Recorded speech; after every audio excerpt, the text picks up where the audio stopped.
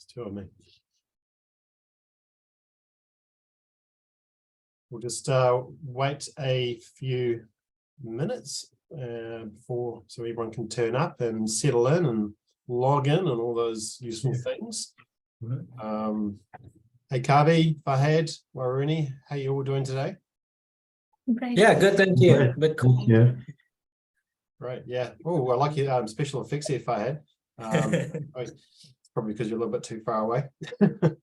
I saw an article about this bioluminescent algae in Auckland over the last couple of days. You kind of had that look going on, Farhan and Warren. Does remind me.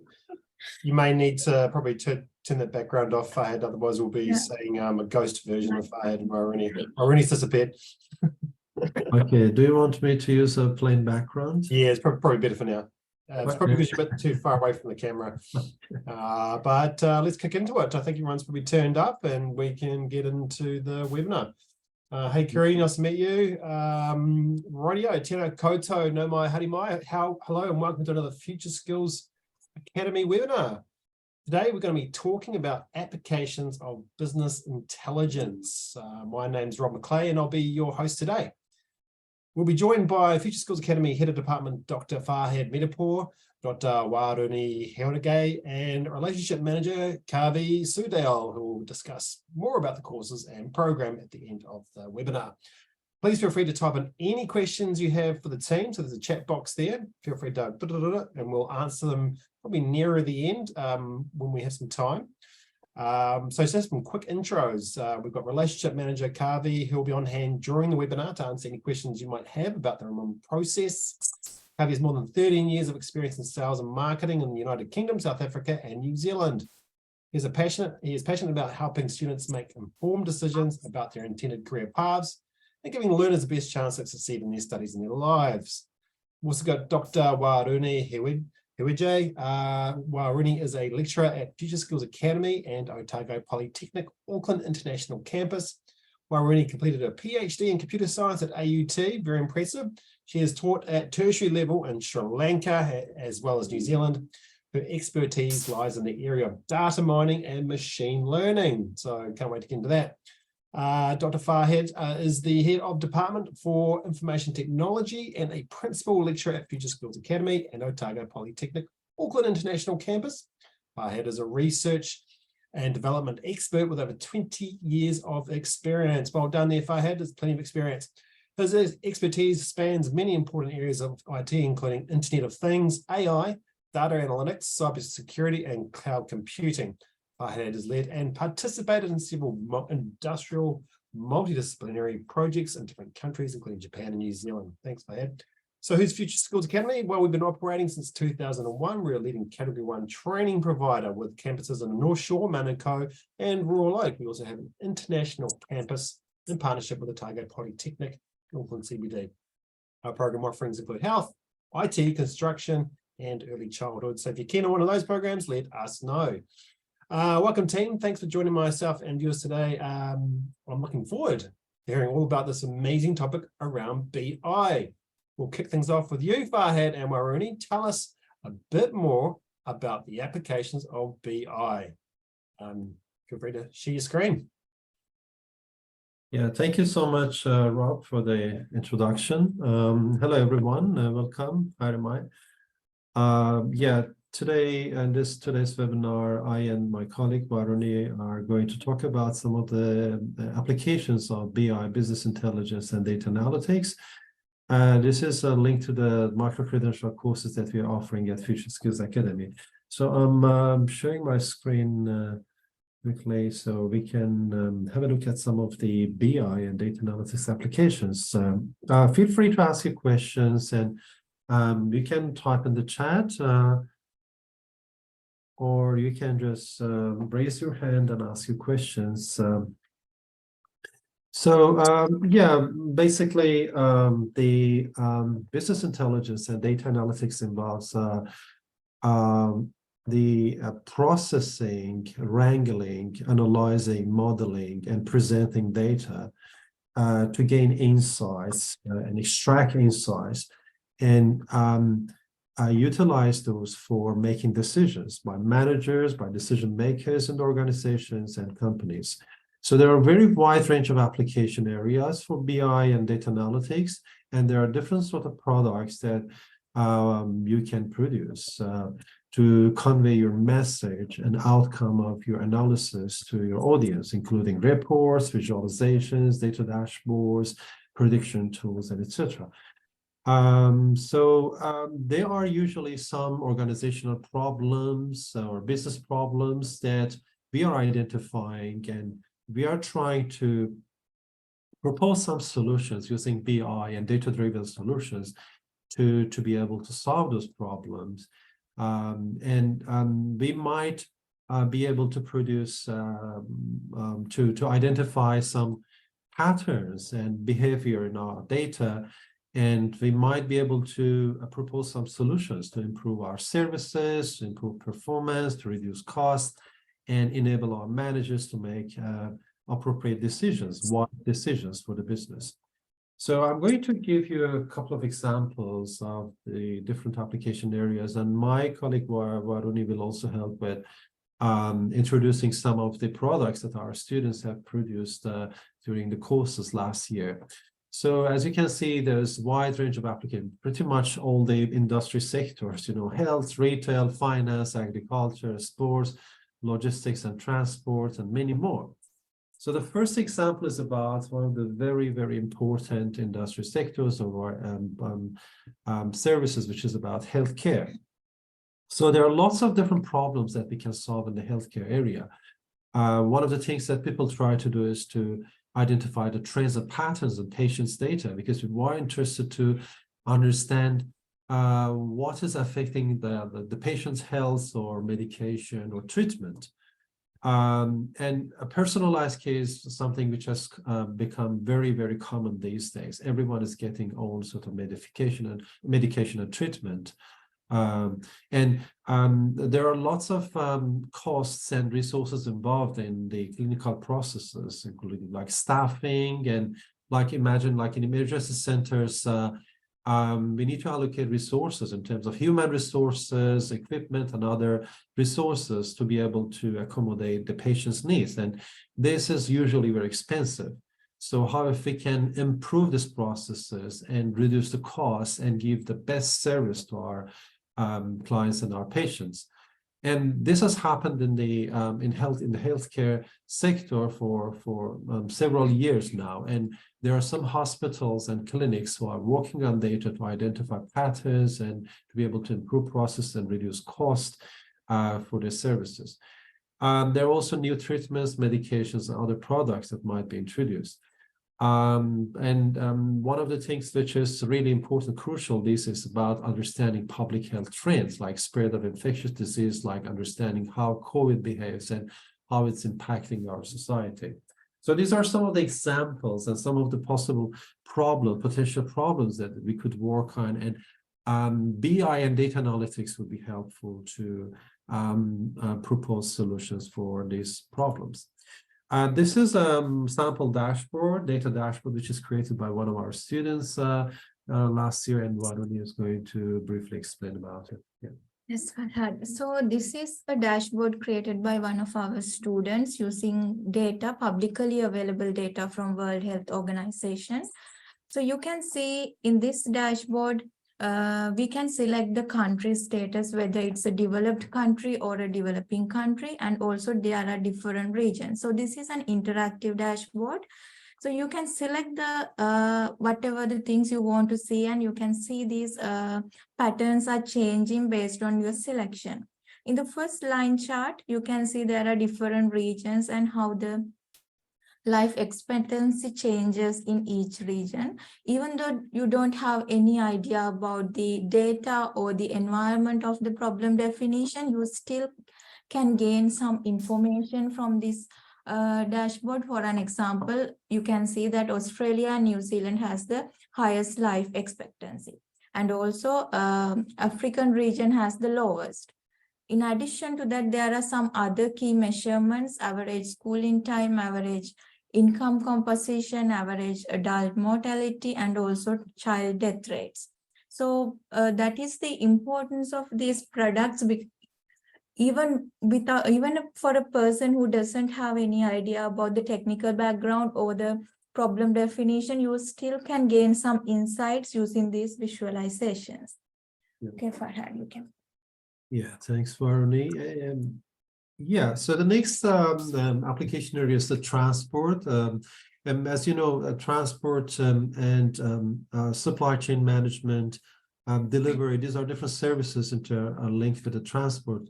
And one of the key problems is about optimized use of resources and tracking and tracing data.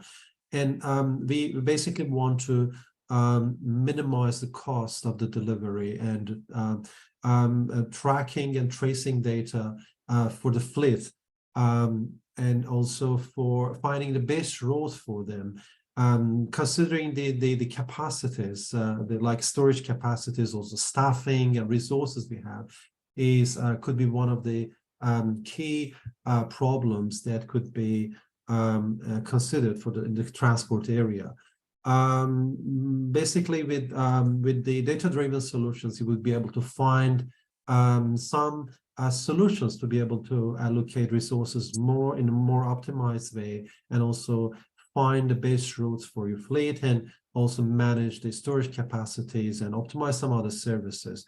So this could be quite vital for transport companies if they can use their data efficiently to make this sort of optimizations.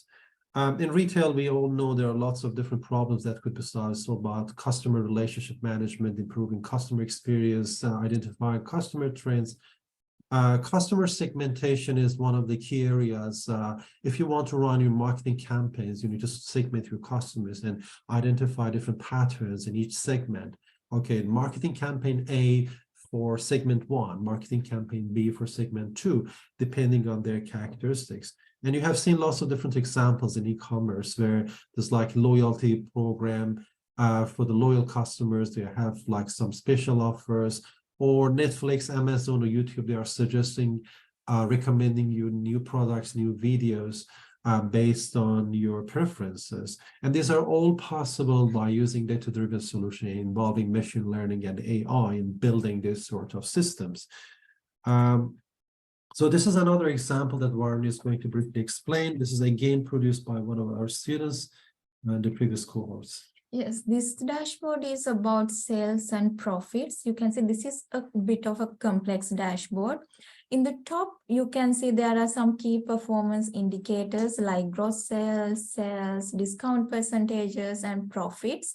And in your left-hand side, there's an option to select years, month, countries, product types. So based on what you are selecting, you can see the different behaviors of the products.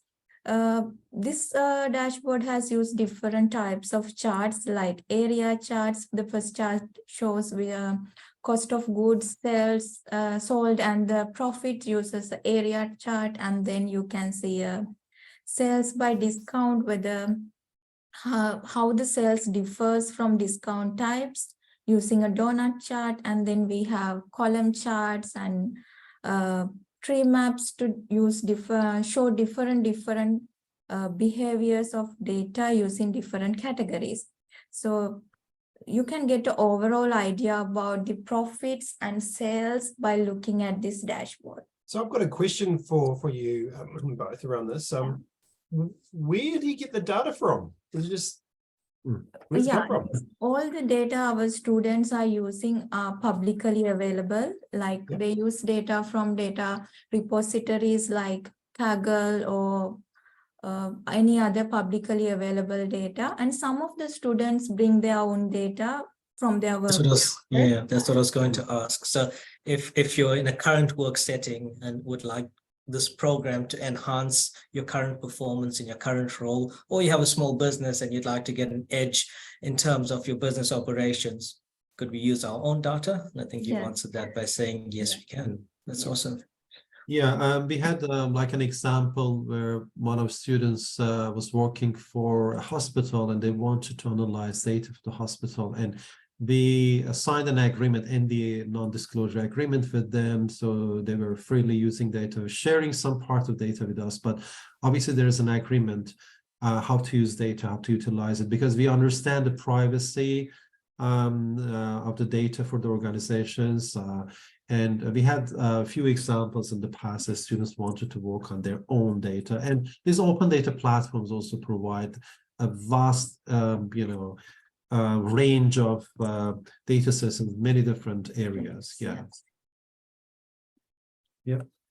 Okay, so I just quickly go through the next one, which is about finance. You know, there are lots of different problems that could be solved in finance. It's all about numbers, number crunching, and data-driven solutions can help to improve operational efficiencies, product and services, customer retention, and marketing strategies, and manage risk. In sports and entertainment, we have lots of other examples. If you're interested to predict a game, like the result of a cricket game or soccer game. Well, I am going to be making a few bets later on, Farhad. So Yeah. we'll talk after. Yeah. Okay, that's something that we need to discuss. In terms of strategic organization of sports activities, monitoring and tracking games and athletes, activities, all this possible using data. And there's lots happening in this sector. There are lots of other real world examples in different areas if you want to just quickly. Yeah, so some famous examples like Coca-Cola and HelloFresh, you all know HelloFresh, they are using this BI or business analysis tools to produce better customer service. They have different types of food boxes and food baskets. So when selecting foods for these baskets, they use data, previous customer buying patterns, and decide the food items that put into these boxes. And also they use these BI tools to get an idea about seasonal products all over the world, so they can give better food for the people. And also Coca-Cola is also using that, and Coca-Cola has saved hundreds of hours per month using these BI tools. Yeah. I can categorically say that HelloFresh probably would not even need to use BI around Brussels sprouts. I don't think anyone's buying them, so we don't need to put them in the box. So we don't need BI. But sorry, go ahead. Sorry, tell me. Yeah. Yes, we can show Okay, some yeah, this is, for example, a type of the product which is created by Excel. So in our first course, students learn how to analyze data, and at the end, they build a product like this. Obviously, you need to design it, and you need to create this layout, choose the colors, and also graphs, visualizations, and everything.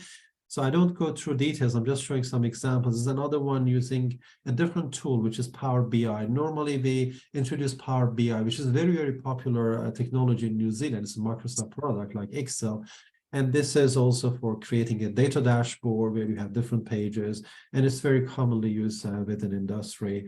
Another one, the last one that I'm going to show you, is using coding technologies. So because sometimes we need some sort of models that could be developed by using a programming language like R or Python. So this dashboard has been created using R, and interestingly, you can open it in browser, and you can make it available to public if you want, or to the specific group of people. So basically, you're developing an application, a web application for your audience, and they can use it for visualization, for prediction. For instance, this is for prediction. You choose your topics here, you can choose the items from here, and you do some sort of prediction.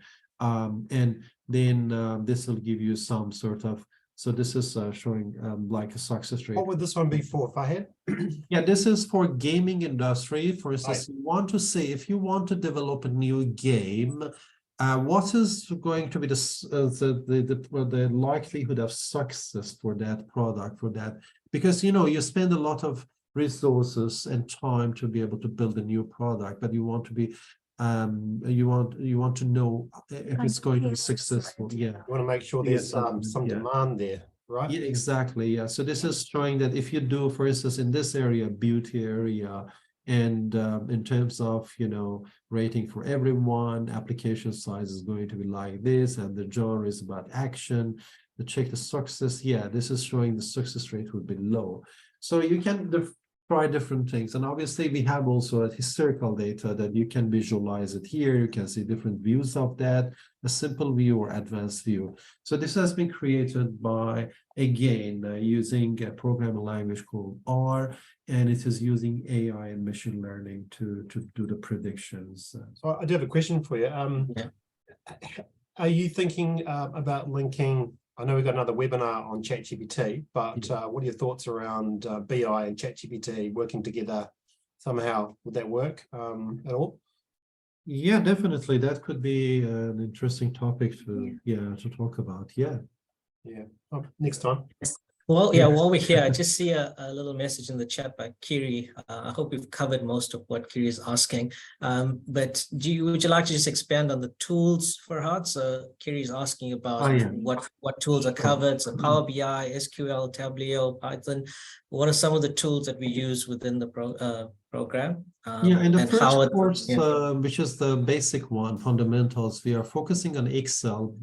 And Excel has changed a lot. It is having now lots of integrated tools, analysis tool pack. It's also using some add-ons from Microsoft Azure, which is cloud-based. We are using Power Query with Excel for data wrangling and pre-processing, cleaning data. So it's basically Excel is like very central, but there are some other technologies integrated to Excel. In the second course, we focus on Excel and Power BI is another tool.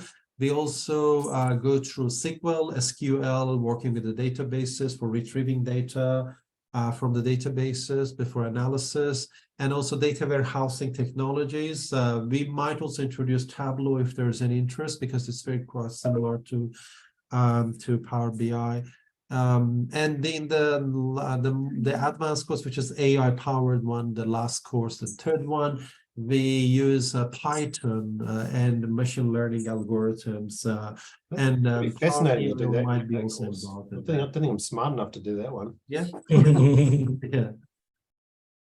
So these are the technologies that we introduced, but obviously we can also personalize it if someone is interested in a specific technology, and if it's available, then we can work around that as well. Yeah, that's awesome. Thanks, Brad. That sounds really exciting.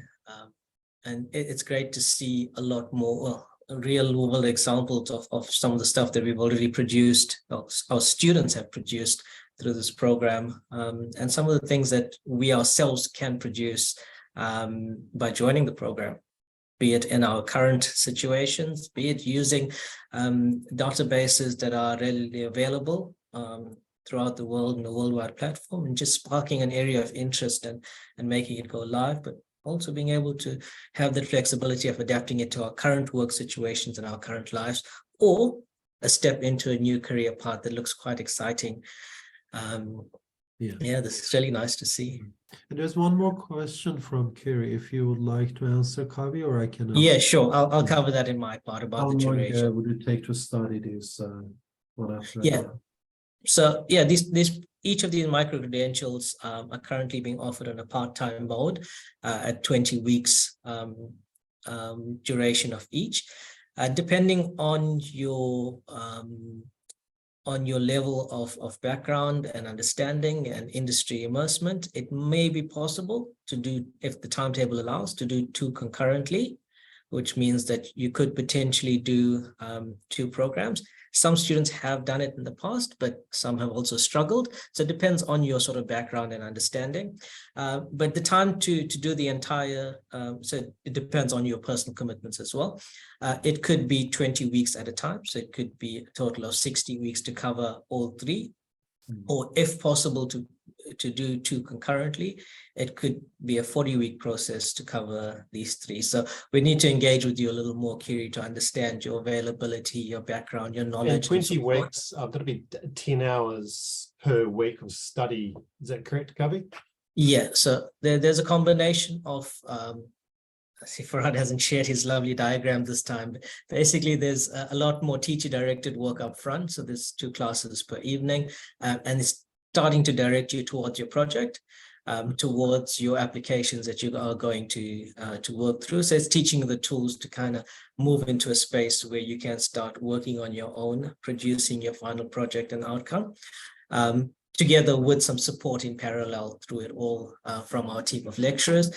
So yeah, we say an average of 10 hours per week, and that could be 10 hours of teacher-directed work up front, but slowly scaling down to 10 hours of your own work. It's what you put in your own time as well that impacts the success of your final project, which is what you're working towards.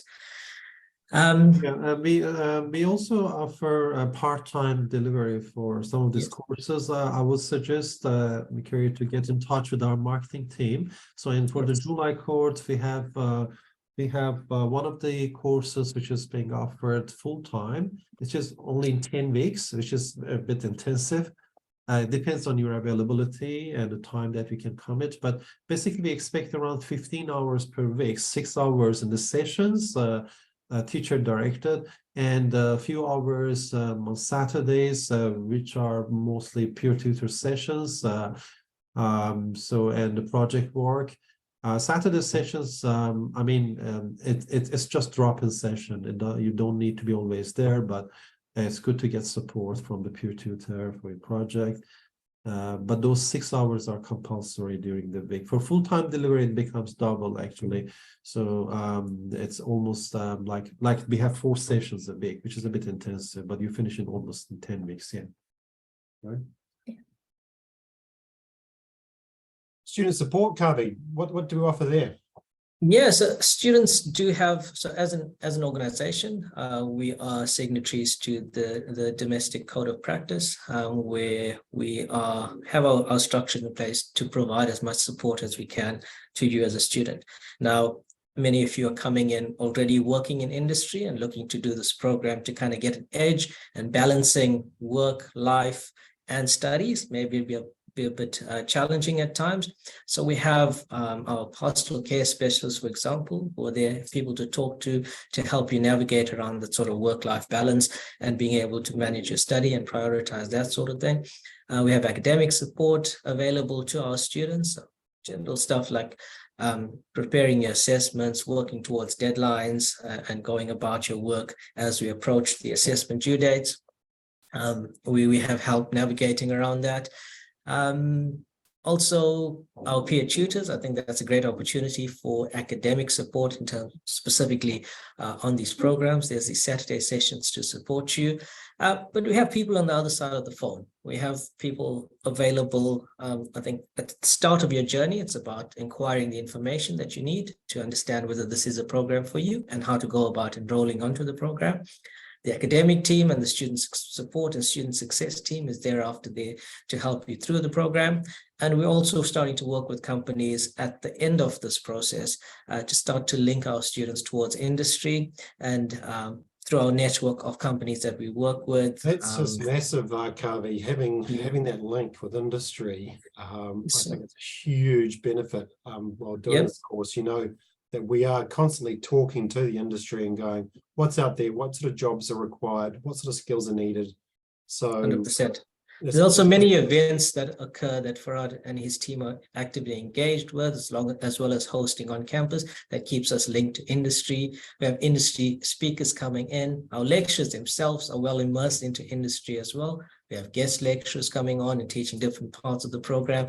So it's actually a phenomenal program. It's well immersed and embedded into industry. It's a well taught through program. It's taught by industry professionals. And it's just an amazing product, an amazing program to share with students. And it's been quite successful. There's been tons of students jumping onto it. I mean, the July intake for one of the programs, we have a class cap of 30, and we already have about 23 or 25 enrollments into that class. At this stage, it's normally unheard of those sort of numbers. So it's become quite popular. One of the big challenges that student had faced is government had cut its funding this year from last year into this year. So the targeted training and apprenticeship fund had gone away at the end of last year. And then affordability of these programs became a bit of a challenge for students at the start of the year. We've now been able to offer some scholarships for students who really want to take advantage of this opportunity, but maybe facing some financial barriers. We are offering scholarships so that you are able to do these programs for free for a limited time. So for the upcoming intakes, yes, we do have these scholarships available. Please talk to us in the student recruitment team. We're not sure how long that would be available for. We're not sure whether this would be available next year if you want to pick it up. So we are aiding to get the numbers up and get the interest in and help you through this journey right now with scholarships. But please get in as soon as you can to try and take advantage of that. Great, thanks, Kavi. And how does one enroll? So if you look at this website that you're sharing, at the bottom is a little eye, a little calendar, a little tick box there. That's probably the quickest way to get hold of one of our, wonderful, nice. Oh, no, I just found that out. Found a little tool there. Yep, so at the bottom, one of those forms will share your details with us, and our student advisors will get in touch with you guys. Ria is one of our advisors, as well as Leanne, working on the program, and they generally just waiting to snap up your inquiries. If you fill out an application form, you're probably taking another step closer to the process to get in. So yeah, ready to apply. You create an account, fill up the little application form, and yep, good as gold. You get a little questionnaire to fill out to kind of understand what your background is and what your kind of level of understanding is. And one of the big questions that have always come up is, which program is the right one for me? Do I do data for decision making? Do I do AI-powered analytics? If you're unsure, just talk to us. By filling in that questionnaire, we get a little information about your background. It is possible to do all three. It is also possible to do one at a time and scale your way up. It is also possible to do them in a different order. So yeah, based on the information that you provide in terms of your availability, background, and so forth, we can make the right recommendation, or we can engage with Farhad and his team, to the industry professionals, to get a few more details from you to be able to make a recommendation on the right one for you. Thanks, Kavi. Very, very valuable information there. So just we'll start to wrap things up now. We're sort of hitting our 30-minute mark. So Farhad, Waruni, do you have anything you want to close off with today in today's webinar? Yeah, thanks for this opportunity, Rob. The only thing is about the information that we can provide directly to those who are interested in the program. Just feel free to contact us directly, our marketing team, or myself, or Waruni. So we are happy to provide more information. We can also organize a meeting to discuss further. Yeah, absolutely. Everyone, my emails are attached to everything here, so just reply back to the emails that you get. Send to me, and I'll pass them to the right people. If you want an on-site visit, we're most happy to get you guys on board. Kavi, anything you want to wrap up with? No, just yeah, it's a time where we're quite busy. We have a big intake coming up, so we'd ideally love to confirm and secure your enrollments as soon as possible. So please get in touch. If you're as excited about this program as I am, if you like what you heard today and see yourself in sharing this in this path and journey, and add value to your current work or your upcoming work, just feel free to jump in. I think just one more thing that I'd like to stress on is what's covered by Farhad and Waruni today is some of the amazing work that some of our students have done. It's not necessarily the curriculum of what's taught. So you wouldn't necessarily be taught healthcare context or transport context or sporting context. We're teaching the tools, and the output is what comes based on your background and what data set that you're looking to work with. So these are merely examples. It's possible that you've got a business problem right now that you're trying to solve. This course would be perfect, and you want to impress your higher ups with some great data analytics and dashboards. So that's probably a good way to look at it. Yeah. And yeah, there's tons of benefits. It creates operational efficiency within your teams, within your businesses. It frees up more time to do other stuff. It gives you an edge in quite a competitive business landscape at the moment. So you're doing something a little different from others. There's a whole host of benefits available by doing this program. Great. Thanks, Kavi. Thanks, Farhad. Thanks, Bahri. Thank you so much for coming and right. sharing. Thank you, everybody. Thanks, everyone. Thanks everyone for turning up today and watching. Please share this video. We will send it out. So if you do know someone who's interested in BI, get the video, share them the link, and yes, spread the word. More the merrier. So once again, thank you very much for coming on board, and send us an email. We'll help you through the process. So cheers, guys. Thank you. Kakite. Bye-bye. Thanks, Rob.